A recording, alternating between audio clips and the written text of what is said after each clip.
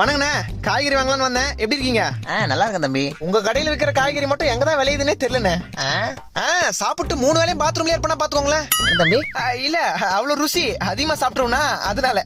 சரி தம்பி, என்ன வேணும்? 2 கிலோ தக்காளி. அப்புறம் டேய் வெங்காயம் இது அது ஒரு 2 கிலோ குத்துருங்கண்ணே.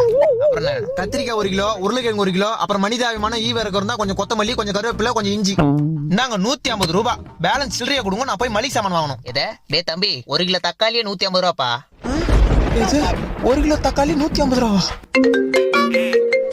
டேய், அந்த 150 ரூபாய்ல காசு மிச்சனா மறக்காம 1 கிலோ கல்லெண்ணெய் வாங்கிட்டு வா.